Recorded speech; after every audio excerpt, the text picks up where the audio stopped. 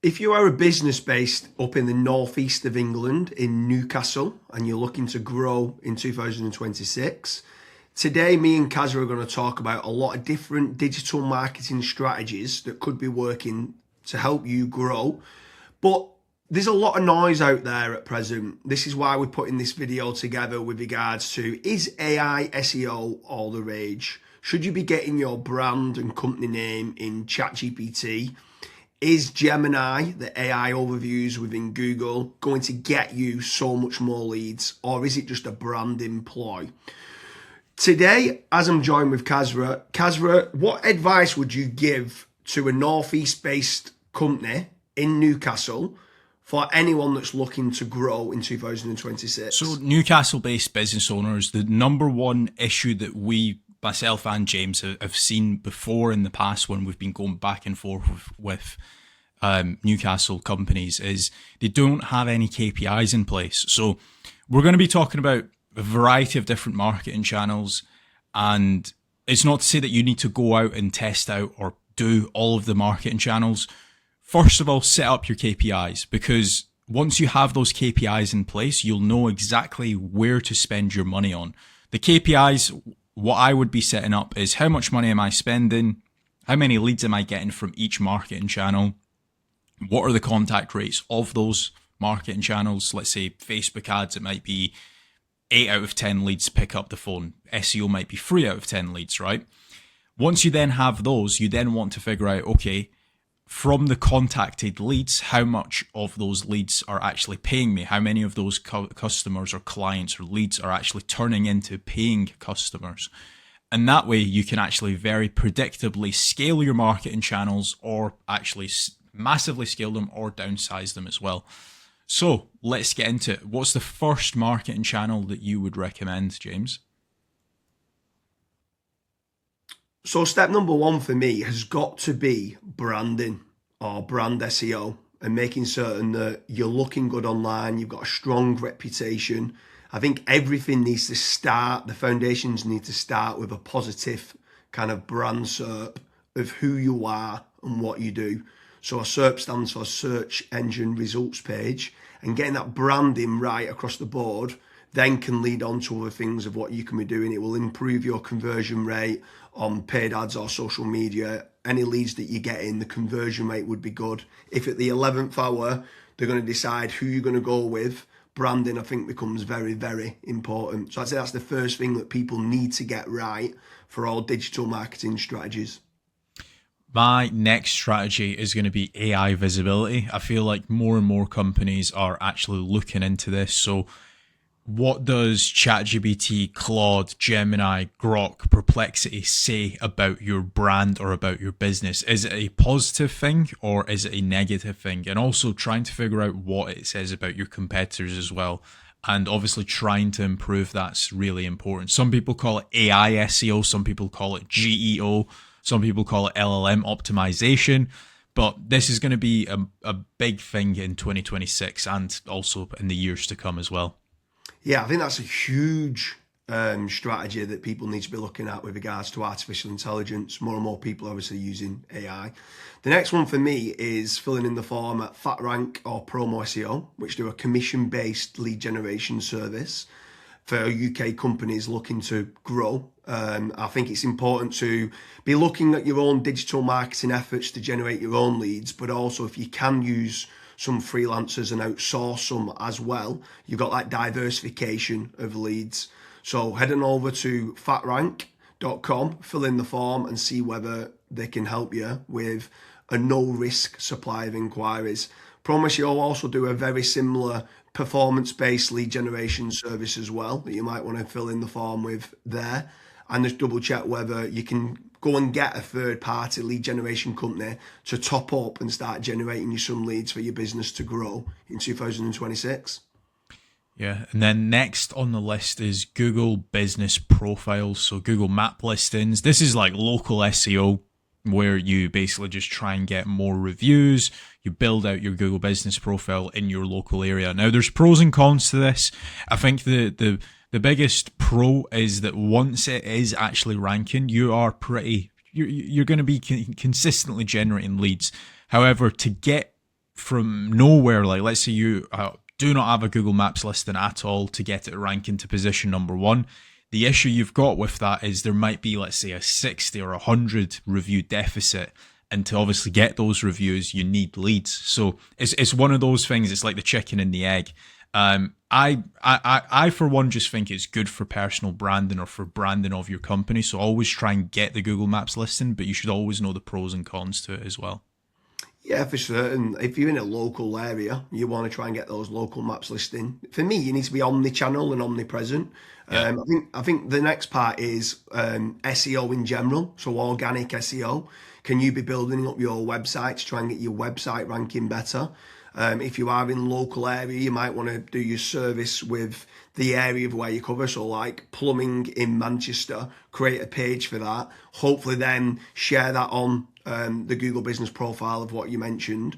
But trying to get organic rankings, the amount of search volume that people are out there searching for different services of what you do, or it could be some blog posts that you could be doing as well. There's different strategies on there that you can be doing, but ideally you want good quality content, build up topical authority, and try and get some third-party backlinks to power up the site to get those organic SEO rankings. I think that's another big part that you need to be doing as part of your digital marketing strategies in 2026.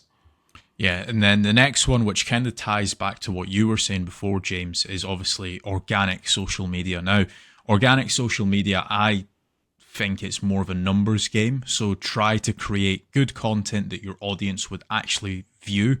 Like I see this time and time again where I look at brands and they've just published maybe 4 or 5 posts on their Instagram profile and they've not been active for 3 years, right? That's not going to drive you sales. But if you can do how-tos, if you can do guides, maybe you can do before and afters, right? If you can do content like that, that way people will see you on socials and they will actually click to actually figure out more about you, fill in the contact form. The caveat to organic social media, yes, it's free to do. It's not like PPC, for example, but it is very much a numbers game. So you want to be consistently uploading, maybe not every day, but at least 3 or 4 times a week. Yeah, for sure. On the subject of social media, paid social ads as well is massive. I'm a massive advocate of the kind of the $1 a day strategy of what people talk about. So if you are going to be taking the time to be posting every day, like you mentioned there, for organic social media, just spending a few pounds on those posts and boosting it. So getting case studies, any awards that you've won as well for reputation, and starting boosting that. You can also be running retargeting ads. So if anyone's clicked through to your website, you can be running retargeting, which is paid social as well. Different places like Meta, so whether that's Facebook and Instagram, you've got Twitter, you've got YouTube, you can be running Pinterest, you can even run in places like Reddit as well for paid ads. And I think paid social media is still an untapped market for digital marketing strategies. Yeah. The next one is it's probably a love-hate relationship. It's PPC, right? Google AdWords or doing it on Bing, wherever. That's basically the sponsored results. So if you search for a service, it's above local SEO. Now, I have spoken, and both myself and James, we've both spoken to so many business owners that are either they've spent 10, 15, 20,000 pound on it, and they've not had a single result, or they might have had a few leads and it's just not been of quality. Or you've got other guys that have spent hundreds of thousands on it and they're like, it's the best thing that's ever happened to my business. Now, the reason why people are either they absolutely love it or they absolutely hate it is probably down to how it's been set up. Like there's so many different nuances to PPC. Like for example, having a really proactive negative keyword list, making certain that you have a set of banned IPs. Like, for example, your competitors could be clicking on your ads and that's deemed as what's called click fraud. Making certain that you've got a high converting landing page, making certain that you KPI your sales team. So when a PPC lead comes in, that is one of the first priorities that they actually take when it comes to contacting the lead. There's all of these different nuances, and if you're not on the ball with PPC, it's probably not going to work for your business. However, if you've got a really good, well-refined sales team, you've got a really good landing page, you've got a well-kept, up-to-date negative keyword list, you are using click fraud, software, at that point, it will actually probably perform well for you. But again, just know the pros and cons to PPC. Yeah, for sure. There's certainly pros and cons. There's benefits of using it to get instant leads. But like you said, the amount of people that we speak to that have burnt a lot of budget and not had the inquiries and stuff that's come through as part of the digital marketing is pretty scary. While we're on the subject of paid, obviously we spoke about paid social ads, and now you've spoke there about PPC with Google or Bing. I'm going to throw in the mix paid ads on AI platforms. It's not fully rolled out as we're doing this video, but I know that ChatGPT are looking to try and roll out ChatGPT ads. Claude, Perplexity, other kind of LLMs might start rolling it out in 2026. I think if you're one of the early adopters and innovators to get on there, I think you could be getting cheap leads or cheap contact form submissions. So it's something to look out for of doing paid AI listings and ads. I think that could be something to look out for in 2026. Next on the list, and this is a little bit out of control. You do obviously have like forums that you can get your brand mentioned in, like for example Reddit and Quora. That very much comes down to the after fact, like where are your customers that you've been dealing with previously, are they actually raving and shouting about you? If they are, then that's a very good resource of getting other people recommending you. So if you can get that, again, it's a little bit out of your control, but asking for reviews, asking for them to recommend you to friends, to people, that can obviously generate you a decent amount of leads and inquiries as well. Yeah, for sure. And the add-on benefits to places like Reddit is that it's getting cited so much now in the AI overviews. So when you spoke there early on about AI visibility, if you can try to get a positive kind of lot of people talking about the products and services of what you do and some reviews on there, it's indirectly then going to help you, or directly actually is going to help you with AI visibility. And then the last one for me is tradesman websites, so like Check a Trade, Bark, or teaming up with a third-party lead generation company. Something I would say with all of these practices, Kazza touched on earlier about making certain that you understand your KPIs and your ROAS, return on ad spend. I think it's very important for business owners that are doing any sort of digital marketing to be tracking how much time and effort's being put into, let's say, running organic social media or running paid ads.